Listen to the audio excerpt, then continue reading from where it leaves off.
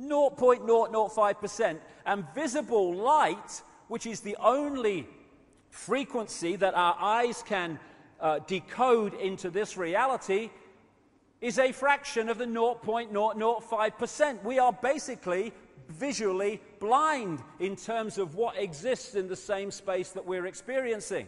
It's just a television, holographic television station we're experiencing. Tiny frequency range, visible light that we are experiencing. And what we are is, at this level, receiver transmitters of information.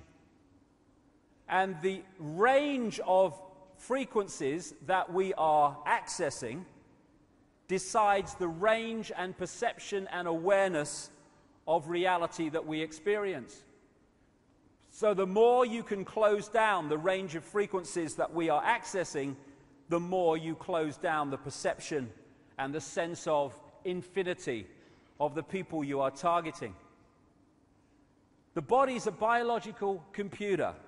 Biological in the sense that, unlike a desktop computer, it has the ability to an extent to think for itself and work things out for itself. That's what we call evolution on a physical level.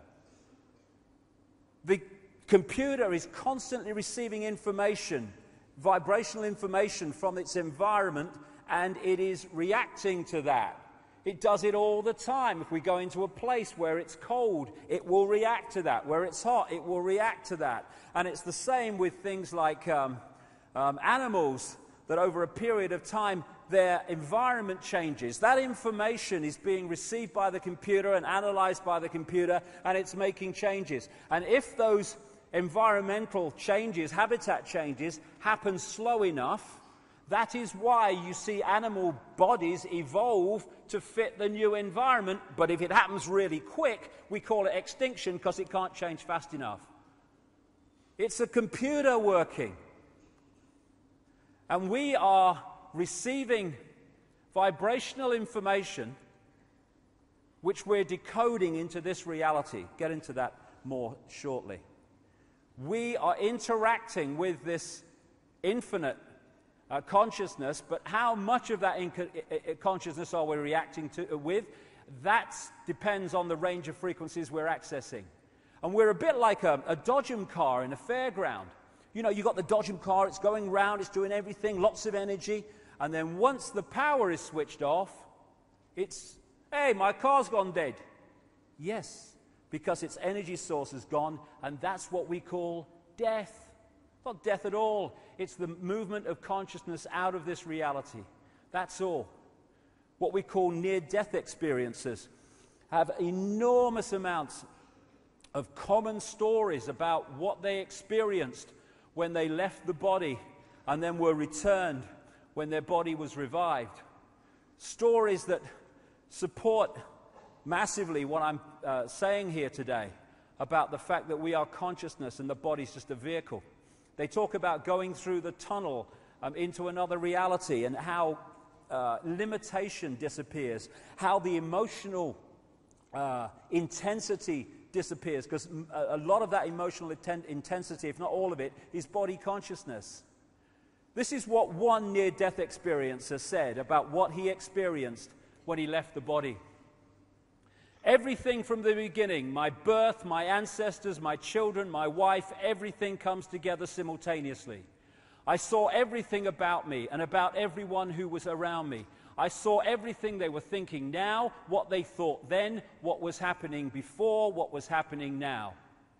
There is no time, there is no sequence of events, no such thing as limitation, of distance, of period, of time, of place. I could be anywhere I wanted to be simultaneously. That is who we are, and we need to remember it so we can sort this place out.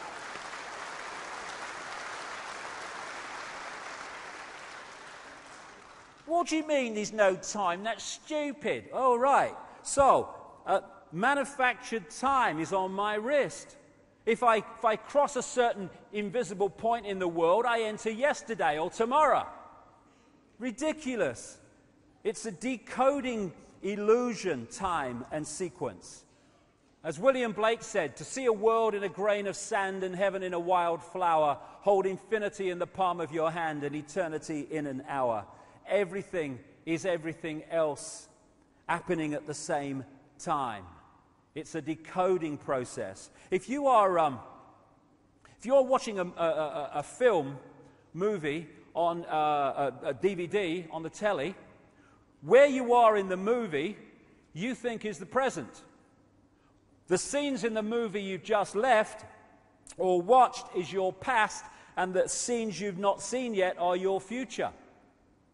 But all of them still exist in the same moment that you're experiencing what you perceive to be the present. And if you run back, bingo, you're in the past. You run forward, you're in the future. No, you're in the same now. As H.M. Tomlinson said, we see things not as they are, but as we are, because as we are decides how we decode reality. And this conspiracy might play out as banking scams and political scams. Yes, it does, and we should know that. But this conspiracy is about manipulating our sense of who we are so we decode what they want us to experience. And what that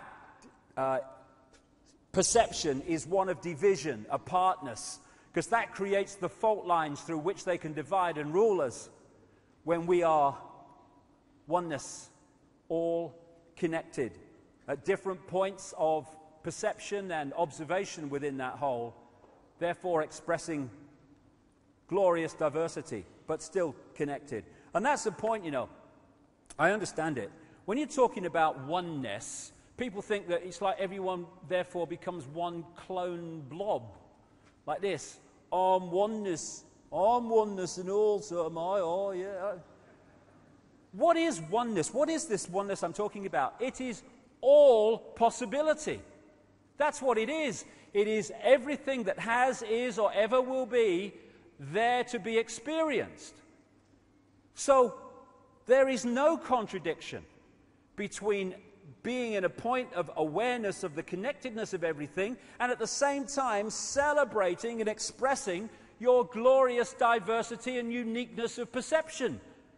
Indeed, the uniqueness of our expressing of our lives is honoring, if you like, the oneness that is all, because it's all possibility. What you get, ironically, when you disconnect from that into that, is you get a situation where you do get people who are, I'm not oneness, neither am I, I'm not oneness. You do get uniformity, because people start operating on the same tiny range of frequencies, and therefore they start acting and seeing the world the same.